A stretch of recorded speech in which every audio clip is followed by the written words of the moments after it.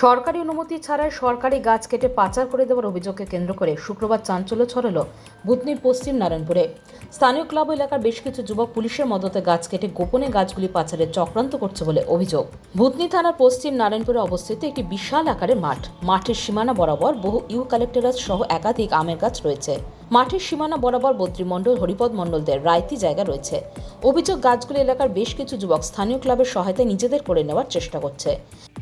সমস্যা হয়েছে, এটা রায়তি জমি আর এটা খাস জমি, সরকারি জমি। হ্যাঁ, তো খাস জমি আর রায়তি জমি।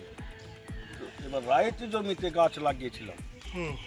রায়তি জমিতে গাছ লাগাবার পর এখনকার মাপে একটু সরে যাচ্ছে, ঘাসের দিকে চলে আসছে।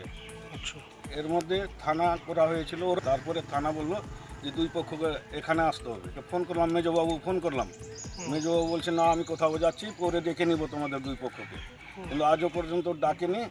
এতে কিছু বড়োবাবুর আছে, চাল আছে, কারণ যে সার্বান মণ্ডল বলছে যে বড়োবাবু অর্ডার দিয়েছে আজকে যখন গাছ কাটছে ভোরবেলায়, আমরা শুনতে পেলাম, আমি আসলাম এখানে।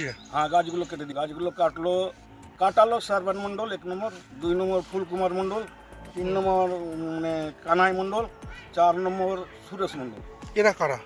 এরা এখানকারই লোক আছে, এরা মানে লুটাপুটার ব্যাপারে আছে। কাটিয়েছে, বিক্রি করেছে নাকি, আমাকে বললো যে 80,000 টাকায় বিক্রি করেছিস। সার্বান মণ্ডল বলছে।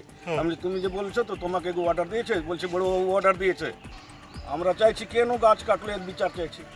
এ বিষয়ে অভিযুক্ত কানাই মণ্ডল বলেন, সরকারি জায়গায় গাছগুলি রয়েছে, তাই গ্রামের বাসিন্দা ক্লাবের সদস্যরা মিলিতভাবে গাছগুলি কাটিয়েছে। পুলিশের সাথে আগেই কথা হয়েছিল, যদিও তারা সরকারি নির্দেশ ছাড়াই গাছগুলি কেটেছেন তা স্বীকার করেছেন। মাঠের সার্বিক উন্নতি ও সীমানা জুড়ে আরও গাছ লাগানোর পরিকল্পনা নিয়ে এই গাছগুলি কাটা হয়েছে বলে দাবি। চারদিকে সেই দিকে লেম্বু গাছ আছে, আরও আছে। তো আমরা সিদ্ধান্ত করেছি যে গাছটা যেটা ফিল্ডে আছে, আমরা পুরো ফিল্ডটা পরিষ্কার করে পরিচ্ছন্নতা রাখবো।